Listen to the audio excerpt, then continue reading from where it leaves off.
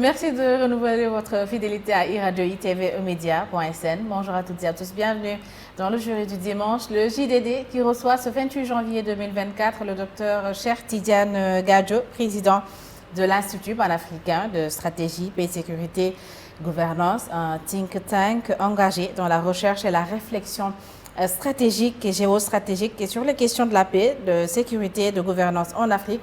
Il est également le président du mouvement panafricain et citoyen, l'UJOTJOTNA, Cheikh Tidiane Gadio, est aussi député à l'Assemblée nationale et candidat recalé lors du contrôle des parrainages pour l'élection présidentielle. Docteur Cheikh Tidiane Gadio, bonjour. Mais je suis très heureux de revenir encore une fois dans cette maison où je ne compte que des amis, des collègues de travail, des gens de qualité. Et je suis très très fier d'être là. Maintenant, je vais recaler votre présentation en nous présentant, moi et mes autres collègues, comme des recalés. En réalité, recaler, le mot recalé, dans l'étymologie du dictionnaire Robert, c'est quelqu'un qui a échoué. D'accord. Nous, on a réussi et des gens ont décidé de faire ce qu'ils ont fait, qui est absolument abominable et indigne. Donc nous sommes spoliés. Mais officiellement, vous avez échoué. On n'a pas échoué, on a réussi. Et déjà, non, même pas. C'est même pas officiel. Parce qu'un tissu de contre-vérité qu'on vous sert, des manipulations, vous voyez, on entre tout de suite dans le débat, des manipulations de votre fichier, manipulations éhontées, absolument inacceptables, que je vais prouver pendant cette émission. Si après ça, on me dit, vous avez bien travaillé, vous avez présenté un bon dossier, on a manipulé votre dossier, on a altéré... Quand vous dites manipuler, docteur Cheikh Tidiane Gadio, manipuler comment et par qui? Je vous donne un exemple très simple. Sur mes 58 000 et poussières de 700 personnes qui ont un nom de famille Tine. Mais c'est ça la manipulation. Alors que sur le document que vous aviez déposé, il n'y avait pas une seule personne du nom de famille Tine qui vous avait parrainé. Et je mets au défi, aussi bien le Conseil constitutionnel que tout citoyen sénégalais qui veut vérifier la véracité de mes propos, de passer à notre siège. Nous lui donnons le document original que nous avons remis au Conseil constitutionnel et nous lui ouvrons notre ordinateur, notre Excel et lui demandons d'aller chercher un seul nom Tine. Il n'y en a pas. Maintenant, le document que le Conseil nous a rendu avec ses observations, il y a plus de 700 Tine. Et ce qui 700 Tine qui vient d'où? Justement, c'est pour ça que je parle de manipulation, d'altération de notre fichier de parrainage. Et comme je dis, le plus cocasse, mon propre fils, qui a bien entendu un nom de famille Gadio, s'est retrouvé Tine. Il a été exclu de mes parrains. Il y a eu un fiasco du parrainage et de son contrôle particulièrement. Nous avons besoin d'un filtre. On ne peut pas aller aux élections avec 200 candidats. Même avec 20 candidats, je trouve que c'est excessif pour le Sénégal.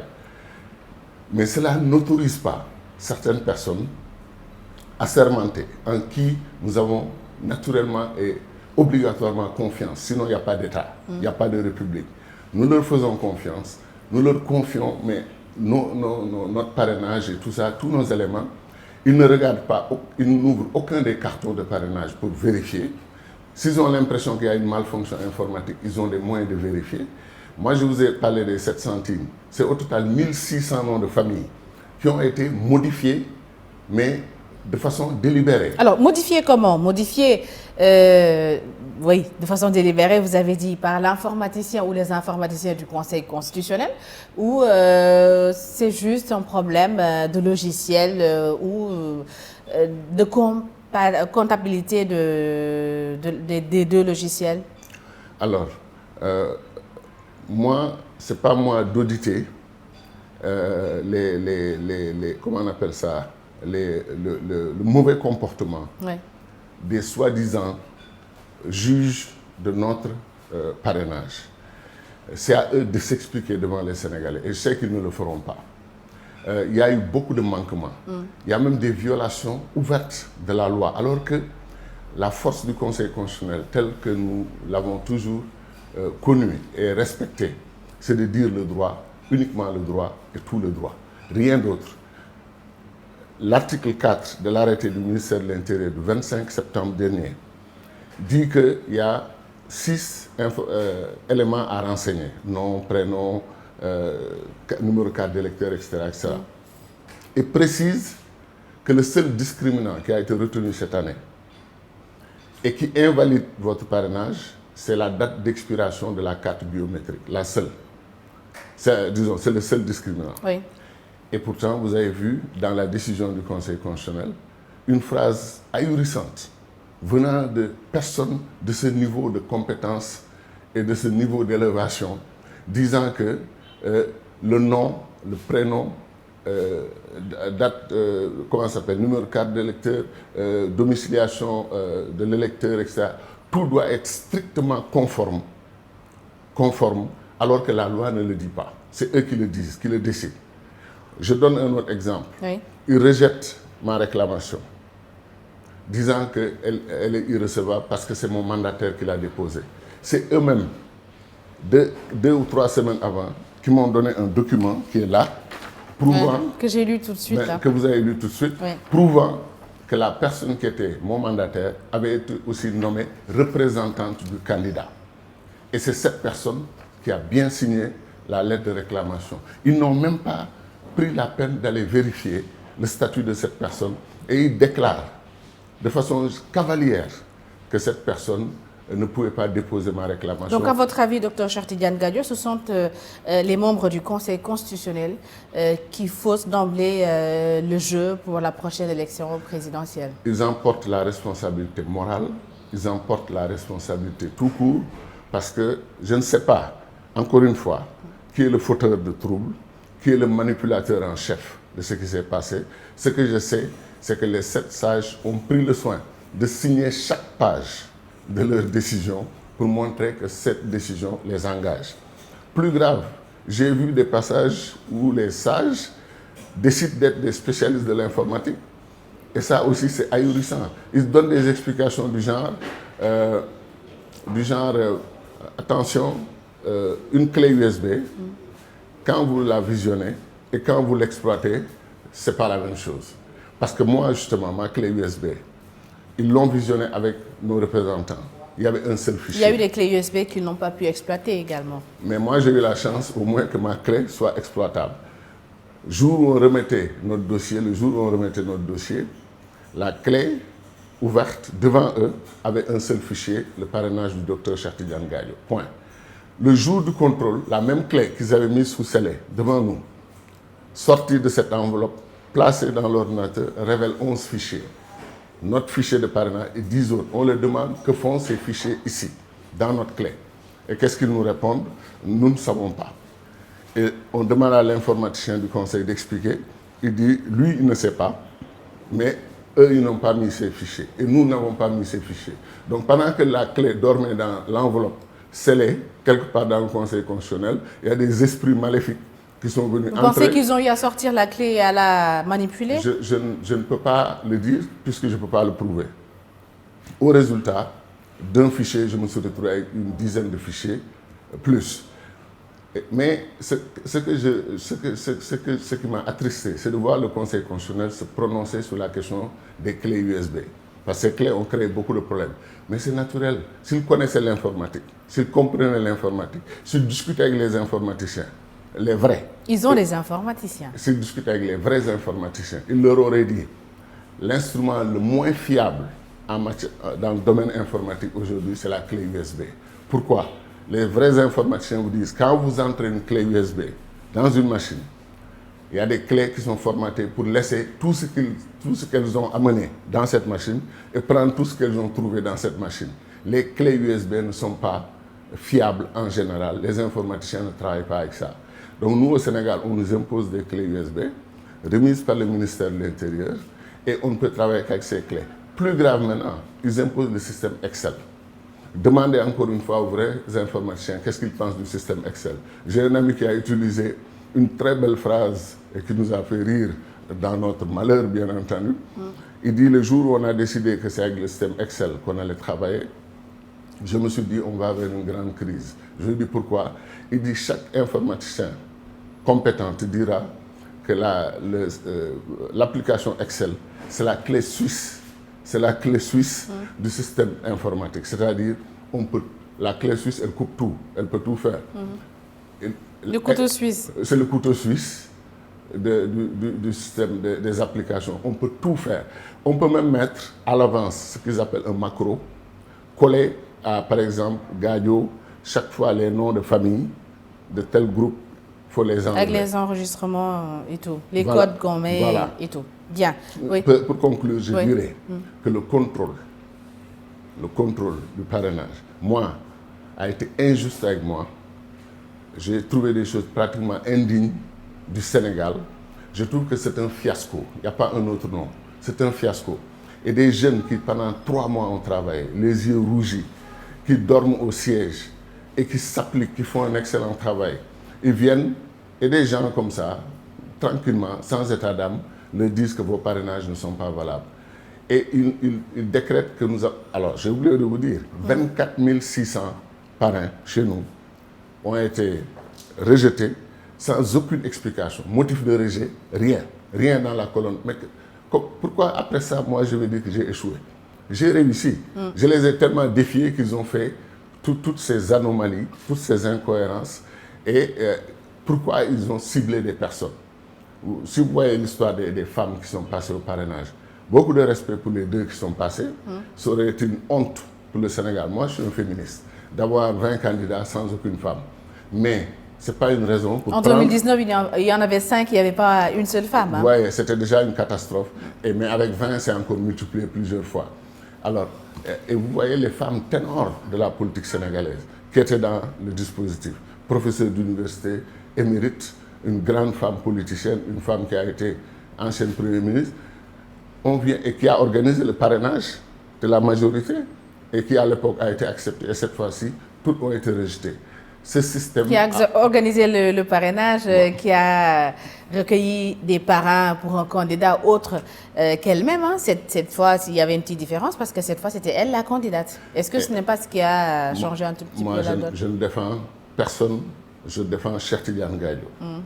Et je respecte mes autres collègues qui ont été spoliés et dont et puis en plus, on donne à une institution qui s'appelle le Conseil constitutionnel, mais un pouvoir presque divin, quoi, parce qu'ils ne se trompent pas. Alors justement, parlons du Conseil. On vous dit que leurs décisions ne peuvent faire l'objet d'aucun recours. Qui sont-ils? Est-ce que c'est des gens infaillibles? Est-ce que c'est des gens qui donnent des paroles quasi divines ou coraniques ou bibliques qu'on ne peut pas contester? Ça n'a aucun sens. Il faut diminuer les pouvoirs exorbitants du Conseil constitutionnel. Il faut arrêter cette histoire de parrainage. Il faut même suspendre le processus par lequel nous avons été injustement traités.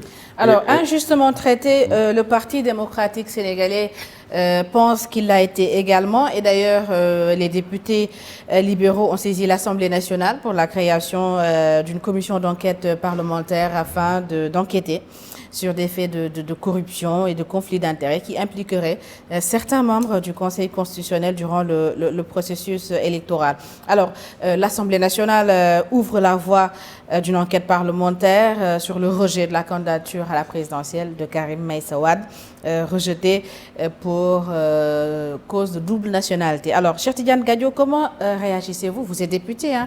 Comment réagissez-vous justement à cette démarche des députés du PDS?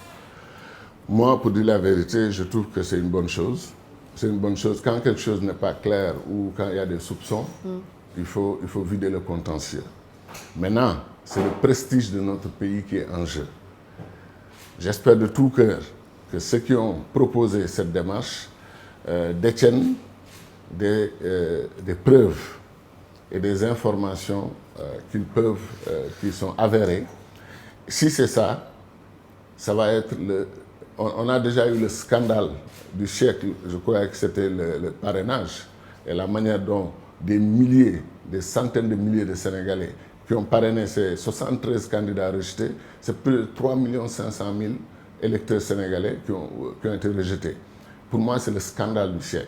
Mais si des magistrats accusés sont prouvés coupables de quelque chose, ça va même effacer l'autre scandale pour en faire un scandale, parce que nos institutions sont remises en cause. Et tout le travail du Conseil constitutionnel, jusque-là, sera remis en cause valablement par des citoyens comme moi et comme d'autres. Et comment évaluez-vous le fondement, la validité même de ces allégations de corruption et dans quelle mesure pensez-vous qu'elles ont influencé la décision du Conseil constitutionnel? Non, franchement, Moi, je suis un républicain. J'ai quand même été un homme d'État. Et je l'ai prouvé dans mon action. Je respecte le Conseil constitutionnel, comme je respecte la Cour suprême, comme je respecte les grandes institutions de l'État qui font la beauté de notre système politique. Je les défends a priori. Maintenant, avec ces accusations et cette grave crise qui m'affecte aussi personnellement, je ne vais pas suivre mes états d'âme au point de dire que c'est peut-être vrai ou c'est pas vrai. Je n'en sais absolument rien du tout. Je ne suis pas mis au parfum de ce dossier, je n'ai pas les éléments, donc je me réserve, tout en disant que je suis pour que la vérité éclate. Je suis pour la manifestation de la vérité. Et si, comme je dis, les allégations sont prouvées, ça va être un désastre national pour le Sénégal. Il faudra tout arrêter pour qu'on se parle. Et quel pourrait être, à votre avis, l'impact de ces accusations sur la légitimité du processus électoral? Mais moi, déjà, pour moi, ça c'est clair, et c'est pour moi, le processus actuel est illégal et illégitime, complètement. Je n'ai aucun état d'âme, parce que je l'ai vérifié. J'ai vu comment on a traité des citoyens sénégalais qui ont travaillé en toute honnêteté, qui ont présenté d'excellents parrainages, et des gens se sont amusés avec leurs fichiers, ont fait ce qu'ils avaient à faire, et puis ils sont là tout tranquilles, et il n'y a aucun recours possible parce qu'ils ont déjà pris leur décision. Pour moi, ce système, tout candidat qui sort de ce système élu président du Sénégal va partir avec un passif qu'il va traîner pendant tout son mandat, qu'il a été élu après un processus électoral que je trouve illégitime et illégal. Est-ce que ça remettrait en cause la légitimité même justement de ce président élu avec ce processus électoral? En tout cas, il faut qu'il sache, ou qu'elle sache, que c'est un processus entaché, non seulement d'irrégularité, d'anomalie, un processus injuste qu'il a porté devant les électeurs sénégalais et qui l'ont choisi peut-être par défaut. Peut-être que ces gens voulaient voter pour Gadio, voulaient voter pour un autre des candidats spoliés, et on l'a obligé parce qu'il y a justement ce processus d'ajustement. Certains qui disent, moi je voulais voter pour tel, mais comme on m'a empêché de le faire, je vais voter pour tel autre. L'autre élément qui est extrêmement problématique, pour la première fois dans l'histoire du Sénégal, près de 40% du Parlement, des députés du Parlement n'ont pas de candidat. Les députés de Yewwi, tendance Ousmane Sonko, les députés de Wallou, qui soutiennent Karim Wade, n'ont pas de candidat. Tendance Ousmane Sonko, le candidat, c'est Diomaye. Non, je dis les députés, tendance Ousmane Sonko, c'est vrai. C'est Ousmane Sonko qui a choisi celui qui va se substituer à lui, le remplacer. De la même manière que Macky Sall a choisi celui qu'il veut qu'il le remplace. On est dans ce genre de dynamique. Mais ce que j'essaie de dire, c'est que Ousmane Sonko voulait être le candidat de sa majorité, et toutes les personnes qui jouent la substitution pour Ousmane Sonko disent que s'il était validé, je me retire. On est d'accord. Donc de ce point de vue, c'est Ousmane Sonko qui devait être le candidat de sa coalition qui a été mis de côté. C'est Karim Wade qui devait être le candidat de sa coalition qui est mis de côté. Conséquence, près de 35 à 40% du Parlement, des députés, sont exclus de l'élection présidentielle. C'est sans précédent dans l'histoire du Sénégal. Ces élections-là seront marquées au fer rouge dans les annales de l'histoire du Sénégal. Donc vous pensez que c'est injuste donc, que le Parti démocratique sénégalais d'Abdoulaye Wade n'ait pas de candidat à cette élection présidentielle? Totalement injuste. Et le motif évoqué?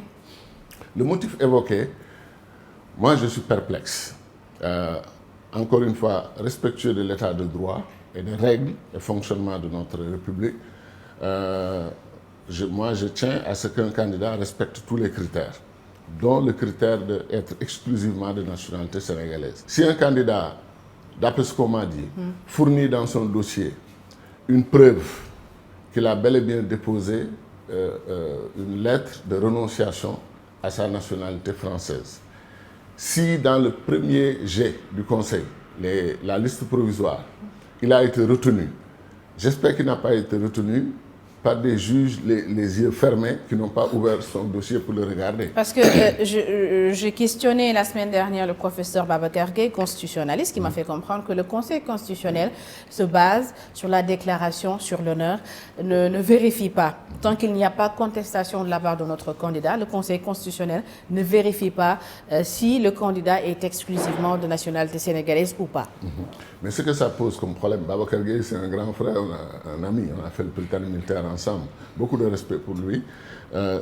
Si le Conseil ne vérifie pas à la base ce dossier et vous cite parmi les candidats provisoirement retenus et demande si les autres candidats ont des contestations par rapport à vous, s'ils n'en ont pas. Donc ça veut dire que même si vous avez fraudé, vous avez juste déclaré sur l'honneur en signant une lettre, donc il n'y a aucune vérification et si personne ne porte réclamation, comme dans le cas que l'on connaît, vous passez tranquillement.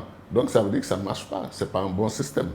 Moi, j'ai compris que le candidat avait bien fait état du fait qu'il a renoncé à sa nationalité et qu'il a fait la demande. Maintenant, si c'est des procédures administratives internes à ce pays-là qu'on appelle la France, qui l'ont, comment on appelle, pénalisé, et le Conseil constitutionnel, avant de rendre sa décision, dispose maintenant d'une renonciation officielle et actée par le pays en question, dispose de cette décret signé par le Premier ministre de ce pays. On ne peut plus dire, au moment où le Conseil sortait sa décision le 20 janvier, Karim Wade n'était plus citoyen français et c'était connu. Donc on ne peut pas lui reprocher maintenant d'avoir été citoyen français, je ne sais pas depuis combien de temps, et de ne l'avoir pas dit en truc. S'il fait une déclaration sur l'honneur, pensant qu'en déclarant, en envoyant cette lettre de renonciation, qu'il en a fini avec la France, et après la France le confirme, moi je crois qu'on pouvait avancer.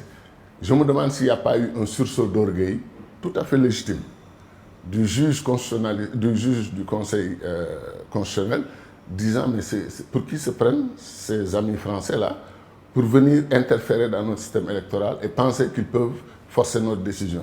Puisqu'ils l'ont fait, ils vont voir. J'espère que ce n'est pas tout à fait ça. Oui. Ça peut se comprendre comme réaction humaine, parce que les Sénégalais sont fiers et ils ont raison d'être fiers. Et la France ou l'Allemagne ou les États-Unis ou la Chine ou l'Inde n'ont pas le droit d'interférer dans notre processus électoral. Ça, alors, vous êtes un militant panafricaniste. Comment appréciez-vous, justement, docteur Cheikh Tidiane Gadio, cette disposition de l'article 28 de la Constitution qui exige aux candidats d'être exclusivement de nationalité sénégalaise? Moi, je suis d'accord. Je suis d'accord parce que je ne peux pas comprendre qu'on veuille diriger son pays et qu'on n'ait pas une loyauté unique pour ce pays.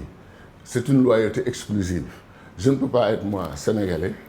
Vous savez, vous avez suivi le débat, on m'a accusé, moi, à un moment, d'avoir été américain. J'ai toujours une green card américaine. Et par principe, j'ai toujours refusé d'appliquer pour la nationalité américaine. Et je l'ai dit, j'attends, avec le cœur qui palpite, le jour où je pourrai demander une deuxième nationalité, qui soit la nationalité panafricaine, africaine des États-Unis d'Afrique, avec mon passeport des États-Unis d'Afrique. Donc vous comptez rester exclusivement de nationalité sénégalaise jusqu'à ce qu'il y ait les États-Unis d'Afrique. Et si ça se passe après ma mort, je demande qu'à titre posthume, on me dépose mon passeport de citoyen des États-Unis d'Afrique sur ma tombe au moins quelques minutes, après on va la garder chez moi. Je suis très sérieux. On ne peut pas être président du Sénégal en ayant une loyauté pour un autre pays. Ce n'est pas acceptable. Il y a des questions de défense nationale, de sécurité nationale, de très haut niveau. Il y a des décisions qu'un État prend, mais qui sont très intimes, qui ont des implications très graves. On ne peut pas avoir 2 ou 3 nationalités, se balader dans le monde où on veut, comme on veut, et puis après venir dire aux gens que je veux diriger votre pays. Non, non, non. Vous nous dirigez parce que vous êtes Sénégalais et exclusivement. Alors, comment évaluez-vous, Dr Cheikh Tidiane Gadio, les enjeux post-électoraux, justement, de cette situation?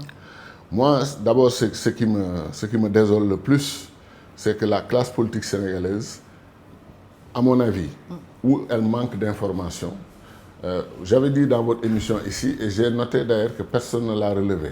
C'est peut-être parce qu'il y avait un consensus, ils étaient d'accord avec moi.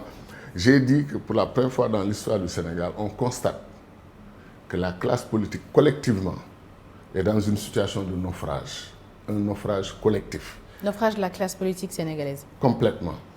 Parce que ce que les citoyens sénégalais voient aujourd'hui, et le rejet même qu'ils ont de ce qu'ils appellent les politiciens, en réalité de la classe politique.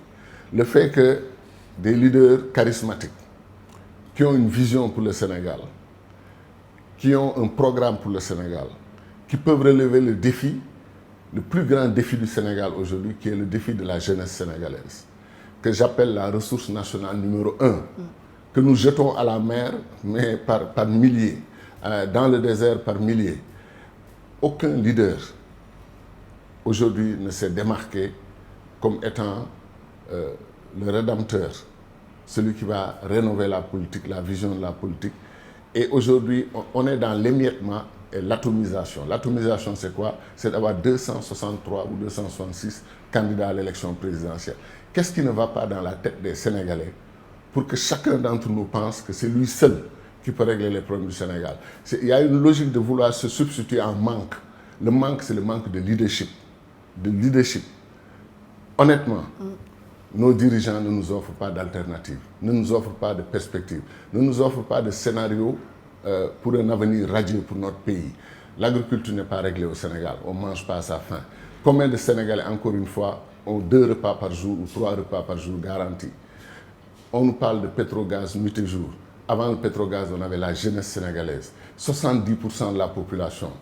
Quand vous avez 18 millions d'habitants, vous avez 14 millions de jeunes ou 13 millions de jeunes, mais vous avez 26 millions de bras pour aller déplacer toutes les montagnes du monde et les amener ailleurs. Donc ce pays-là, et la formation, des jeunes qui ont des masters, qui conduisent des tchak-tchak. Mais quel est le rapport avec le naufrage que vous venez de dire de cette classe politique sénégalaise? Mais le manque de leadership, le manque de leadership, le manque de perspective. Entre nous, quand on dit que dans telle pirogue qui allait en Espagne, qu'il y avait un professeur, un enseignant, où il y avait un médecin formé, ou quelque chose comme ça, qui accepte ou de mourir, ou en fait, disons, de mourir, mais pas de rester au Sénégal. C'est-à-dire qu'ils ont tourné le dos à notre pays. Mais ça, qu'est-ce que cela veut dire? Est-ce que c'est un pays qui a des perspectives? Est-ce qu'il y a une classe politique opérationnelle? Et vous avez quoi? 300 partis, ou plus. Ces 300 partis, qu'est-ce qu'ils ont apporté au Sénégal?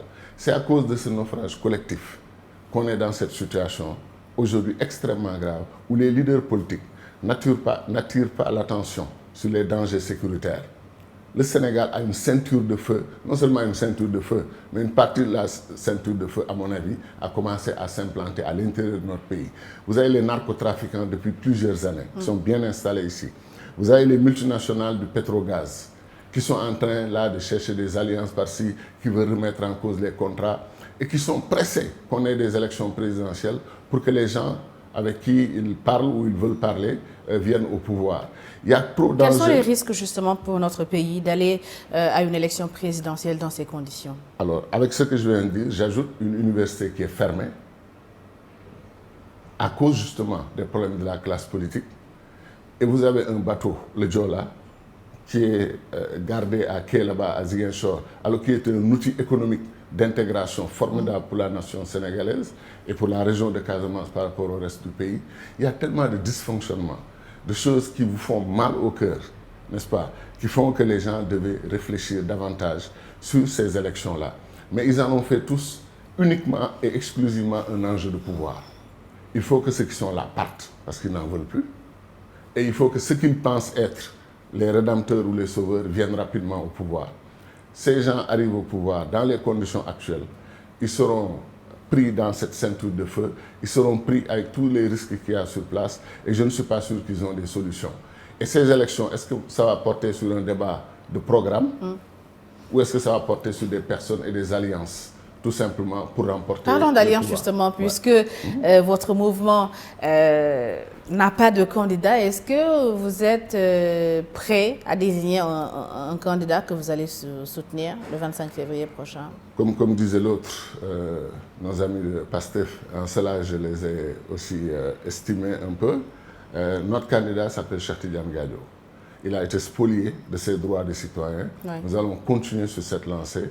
J'ai eu beaucoup de demandes des candidats, entre guillemets, validés. Parce que nous, on n'a pas été invalidés, on a été spoliés. Okay? Donc, ces candidats envoient des émissaires, mais c'est eux qui sont dans cette problématique.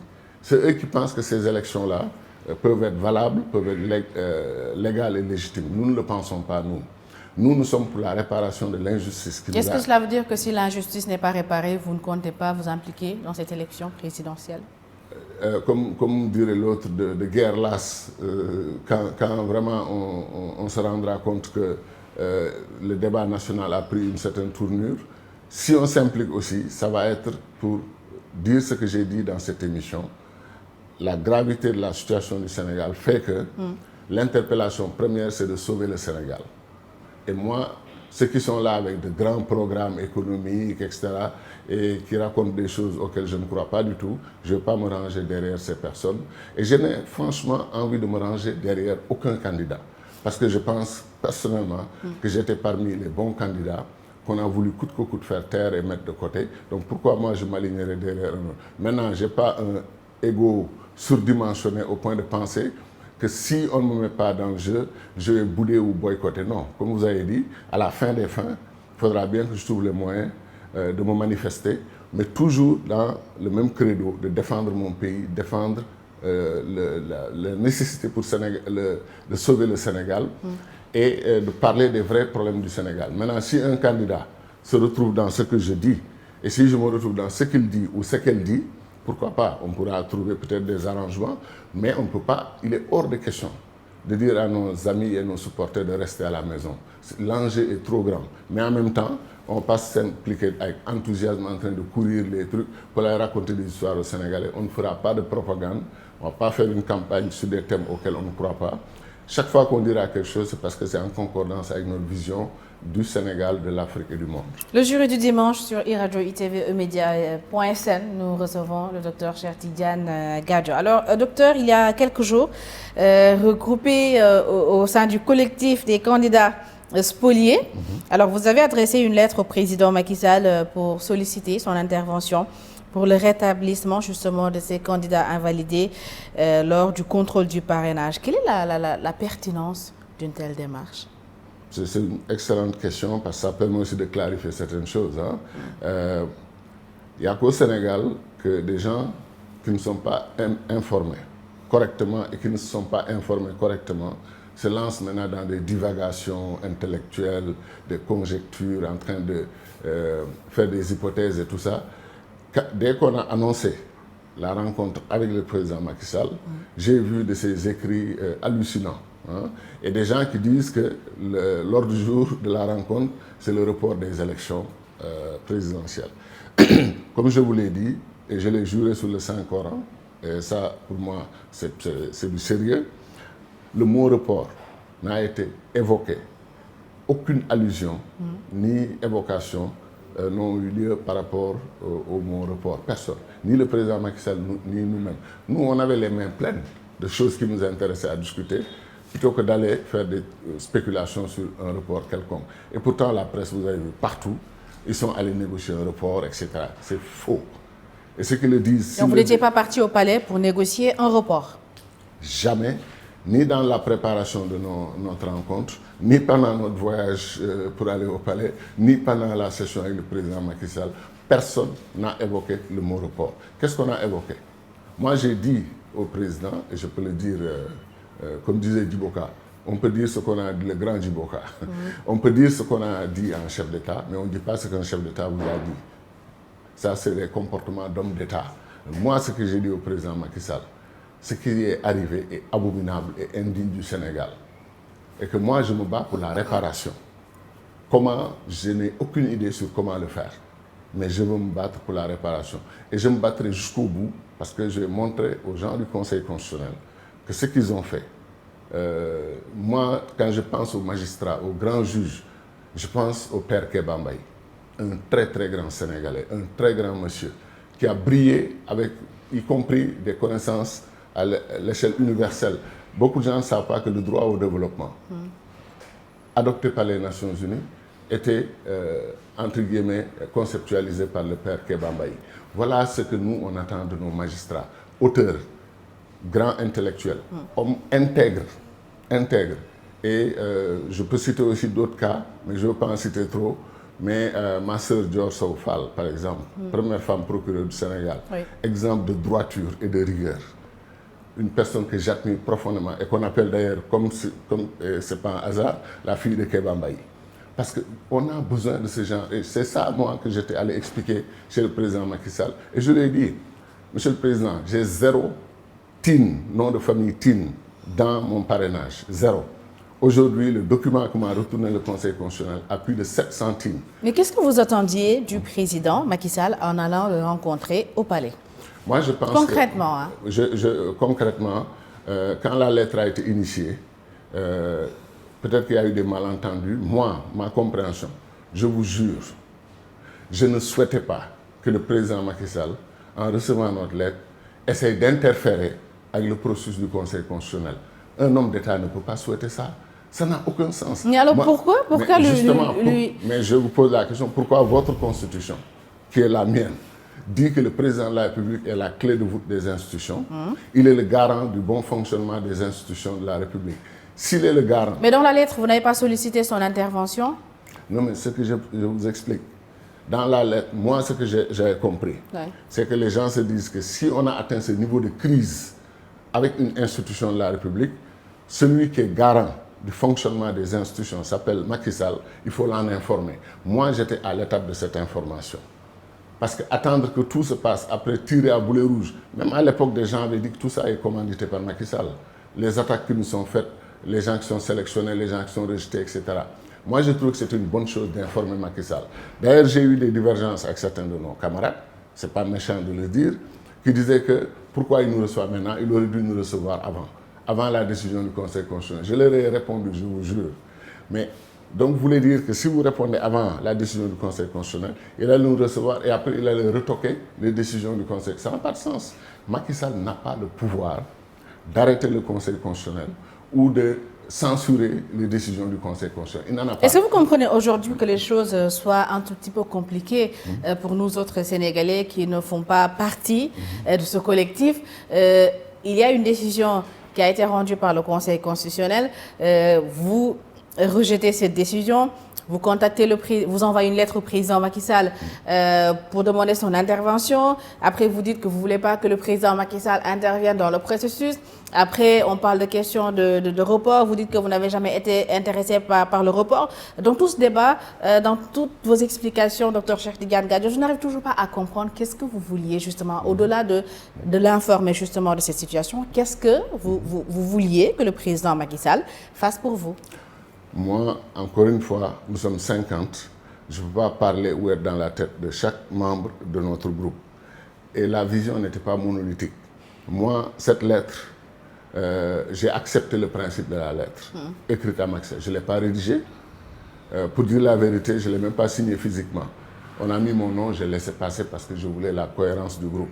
Mais moi, dans mon esprit, c'était une lettre d'information au président Macky Sall, garant du bon fonctionnement des institutions de notre pays, point à la ligne.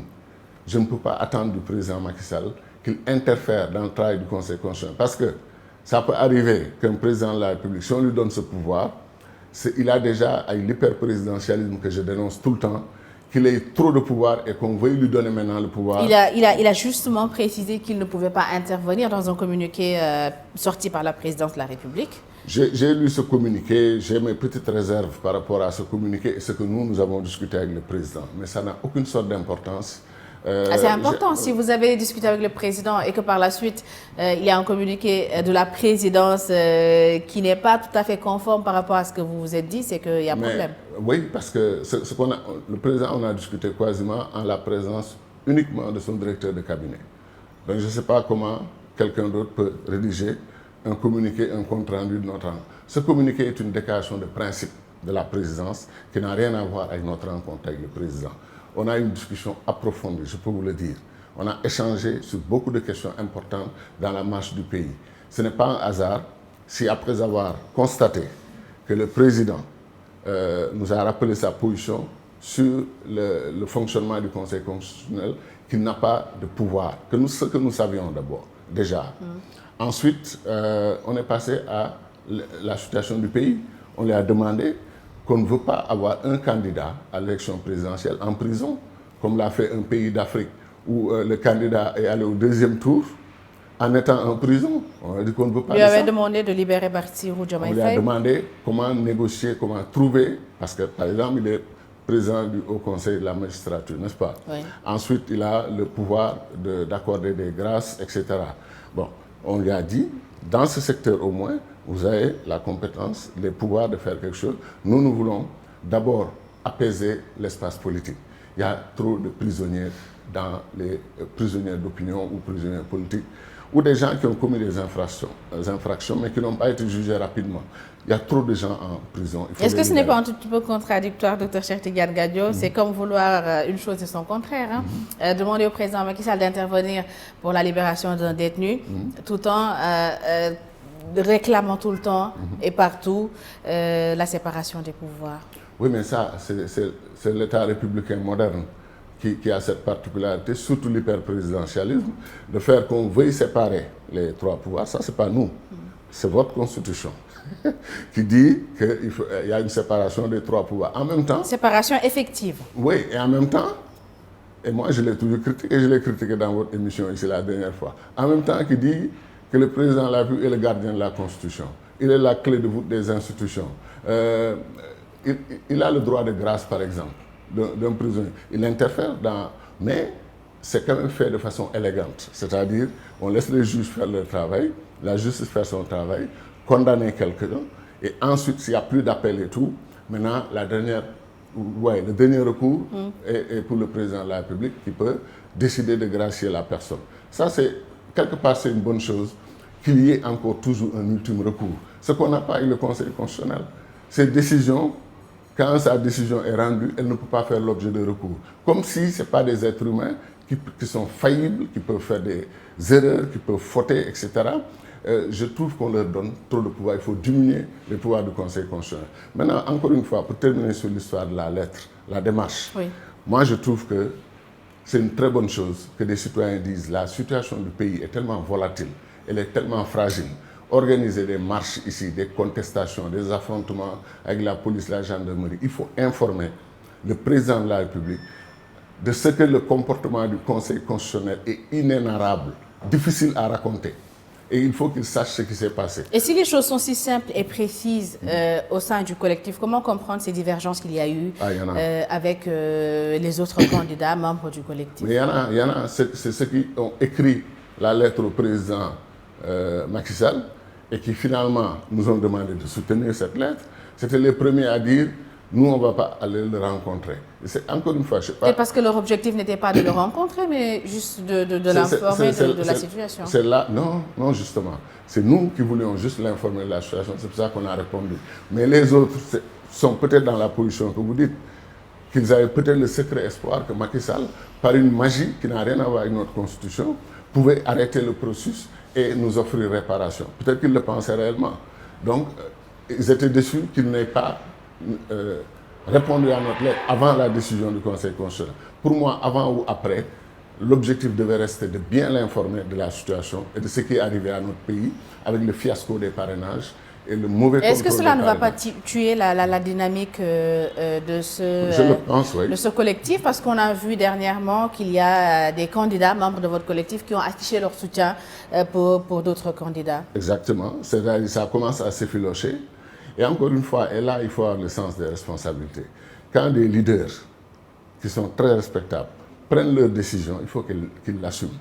Qu'on n'arrête pas, qu'on ne vienne pas nous dire oui, Macky Sall les a piégés, il a fait ceci, il a fait ça, ouais, le groupe est en train d'imploser, chacun va dans... Non, l'essentiel du groupe est resté soudé. Ce soir, à 19h, disons, j'allais dire plutôt, hier soir, à 19h, on a tenu une réunion. On a tenu une réunion et l'essentiel du groupe était là. Donc les gens sont dans une dynamique de rester ensemble et de réfléchir sur les problèmes du Sénégal. La question qui sera la plus épineuse, la plus difficile, c'est si maintenant les gens disent « Ok, réparation, il n'y aura pas. Maintenant, qu'est-ce qu'on fait avec les élections ?» Justement, la suite. Voilà. Mais ça, c'est encore un débat qui n'est même pas encore ouvert. Et je reste optimiste parce que c'est quand même... Imaginez si les 50 ou 60 candidats spoliés se regrouper autour d'un seul candidat, ils feront mal. Ils feront très mal. Parce qu'ils pourront jouer Parce que là, actuellement, il y a quoi? Trois grands pôles. Il y a le pôle de la majorité, le pôle de Yewwi Askan Wi autour du candidat désigné par Sonko, comme ils disent, et il y a Khalifa Sall, il y a Idrissa Seck, certes. Bon, mais les pôles qu'on entend... Les ténors de Yewwi, en tout cas, chacun pratiquement a son candidat. Le PUR a son candidat, le Taxawu a son candidat, Pastef a son candidat. C'est ça. C'est l'éclatement du leadership dont je parlais avant, qui est en jeu. Et, mais on peut les considérer comme une famille globalement, une famille avec différentes peut-être... Donc cela veut dire que vous, membres de ce collectif, vous excluez tout soutien au candidat de la majorité? Candidat de la majorité? Oui. Mais, oui, en tout cas, nous, ce n'est pas dans notre perspective du tout. On n'est même pas, comme je vous l'ai dit, je n'accepte même pas de discussion avec qui que ce soit sur ces questions-là. Donc la majorité, c'est la continuité. Et nous, franchement, avec ce qui se passe aujourd'hui au Sénégal, c'est le temps de la rupture. On n'est pas dans la continuité du tout. Certains membres de la société civile préconisent un dialogue entre les acteurs politiques. Est-ce que vous pensez que c'est trop tard? Pour moi, ce n'est pas trop tard et c'est extrêmement urgent. Comme disait Talleyrand, quand c'est urgent, c'est déjà trop tard. Ce qui est trop tard, c'est d'attendre d'être dans l'urgence absolue pour en parler. Je pense qu'il est urgent que les fils et les filles du Sénégal se mettent autour de la table, encore une fois, pour discuter. Mais quand vous allez lancer un message comme ça, vous voyez, il est en train de plaider le report des élections parce qu'ils ont une obsession. Donc vous pensez que l'organisation de ce dialogue entre les acteurs politiques avant la présidentielle ne pourrait avoir aucune incidence sur la date du scrutin? Non, si on va avec des a priori, je vais au dialogue, à la concertation nationale, parce que je veux reporter des élections, vous venez avec un agenda caché. Ça, ce n'est pas très honnête. Moi, encore une fois, je n'ai aucune obsession par rapport à ces élections. Je suis malheureux d'ailleurs parce que si j'étais effectivement reconnu dans mes droits et validé comme candidat, je vous jure qu'aujourd'hui, je parlerai de suspendre le processus, régler la question des gens qui ont été victimes des injustices, du contrôle du parrainage et tout ça. J'en parlerai avec je serai beaucoup plus à l'aise. Et si on m'accuse de vouloir reporter, je serai plus à l'aise parce que je suis candidat.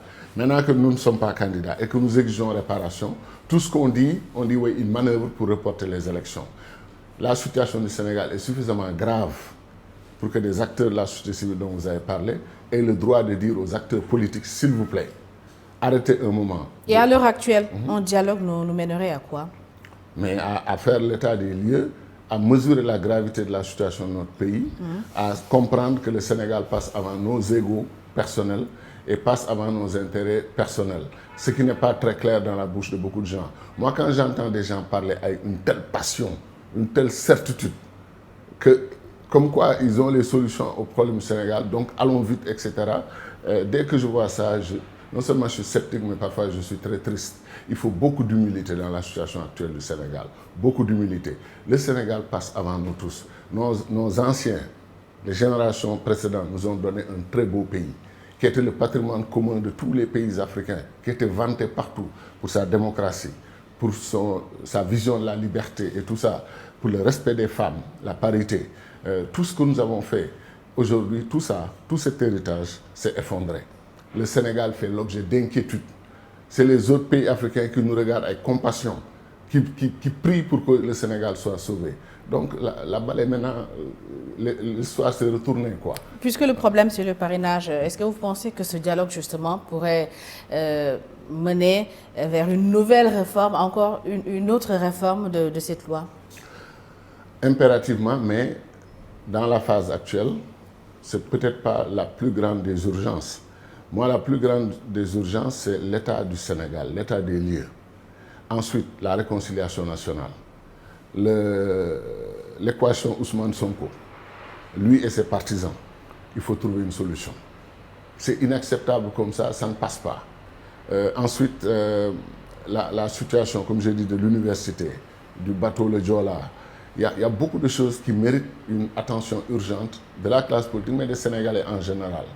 La situation de nos enfants qui se noient dans les océans, c'est urgent.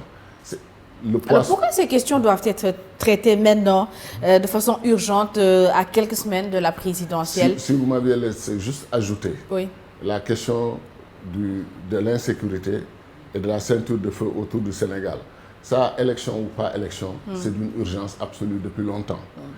Maintenant, comme je dis, il y a de grands dossiers nationaux qui ne peuvent pas attendre. Maintenant, si les gens pensent que les élections sont prioritaires, choisir un candidat, c'est ça qui empêche aux Sénégalais de dormir. Et que les Sénégalais pleurent de chaudes larmes parce qu'ils veulent élire un nouveau président, ce n'est pas sérieux et ce n'est pas vrai. L'urgence des Sénégalais, c'est de trouver des solutions aux grands dangers et aux menaces contre notre pays aujourd'hui. C'est mon point de vue. D'autres ne le pensent pas. Certains vous diront même, mais ce qu'ils racontent là, c'est pas, il n'y a pas de menace, il n'y a pas d'insécurité. C'est bien. C'est bien qu'ils le pensent jusqu'au jour où ils ne le penseront plus. Quand la première fois, j'ai dit il y a 4-5 ans, que la menace terroriste se précise au Sénégal, j'ai fait l'objet d'insultes, de n'importe quoi. Le péril djihadiste. Mais aujourd'hui, c'est les mêmes aujourd'hui qui théorisent le péril djihadiste. C'est ça. Comme dans la vie, il arrive d'avoir raison trop tôt et c'est pas bon. Et on se retrouve dans des situations où tout le monde répète notre discours aujourd'hui. Bien entendu, ils n'ont pas l'élégance de nous citer. Ils ne nous citeront jamais. Mais ça n'a aucune importance. Est-ce qu'il y a suffisamment de défis et de problèmes graves qui méritent que les Sénégalais se parlent maintenant? Je dis oui. Si certains pensent que, encore une fois, les élections sont absolument prioritaires, ils vivent que pour ça. Et c'est un impératif pour eux. Ils n'ont qu'à plaider ça et puis on y va. On y va. Docteur Cheikh Tidiane Gadio, merci beaucoup. C'est la fin de l'émission. Ben voilà, comme d'habitude, on ne sent pas le temps passer parce qu'on a tellement de choses à se dire. Mais moi, je veux rassurer sur le fait que je ne serai jamais de ma vie un va-t-en-guerre. Je peux être très touché par de mauvais comportements en République. Je peux les dénoncer. Et autant que faire se peut, j'essaye de critiquer sans jamais attaquer mes compatriotes. Et je me tiens toujours autour des règles de l'état de droit, parce que c'est ça qui nous unit ensemble, qui fait la beauté de notre pays. Ce qui nous unit est plus fort. Ce qui nous unit est plus fort et on peut sauver le Sénégal. L'urgence de la réconciliation nationale, d'une discussion sur qu'est-ce qui ne va pas. Pourquoi notre pays... Mais avant cela, docteur Cheikh Tidiane Gadio, il faut rétablir la confiance entre les acteurs. Comment le faire justement? La toute dernière question. Rétablir la confiance entre les acteurs politiques. Que les gens désarment mentalement, qu'ils laissent leur kalachnikov intellectuel, conceptuel chez eux et qu'ils acceptent de venir parler. Et surtout, qu'ils aillent faire des cours d'humilité. Chacun d'entre eux a tellement de certitudes que le choc des certitudes mène toujours à la catastrophe dans tous les pays. Et qui doit initier cette réconciliation? Moi, je pense que l'État sera interpellé, mais encore une fois, et là, je suis d'accord avec vous, ça doit venir d'abord des acteurs. Parce que si c'est l'État qui appelle à un dialogue national, combien de dialogues l'État a appelé, les problèmes n'ont pas été réglés. Pour une fois, essayons de nous parler entre nous-mêmes. Mais toutes les catégories, les médiateurs sociaux, médiateurs culturels, les chefs religieux, les intellectuels, mais surtout les femmes et les jeunes, acteurs essentiels de nos sociétés, il est temps que les Sénégalais se parlent. On s'aimait avant en tant que Sénégalais. Les lions du football, à qui je souhaite bonne chance, nous avaient réconciliés. Et très vite, on a perdu tous ces acquis, on est retourné dans nos chamailleries. Et malheureusement, le fiasco du parrainage est venu envenimer la situation. Mais moi, je suis prêt à aller au-delà de tout cela, de mettre tout cela de côté. Si l'enjeu, c'est de sauver mon pays et de redorer le blason du Sénégal et d'en faire l'un des plus beaux pays du monde. Docteur Cheikh Tidiane Gadio, merci beaucoup. Merci à nos auditeurs, nos téléspectateurs, nos internautes. Le JDD, c'est terminé. On se donne rendez-vous dimanche prochain.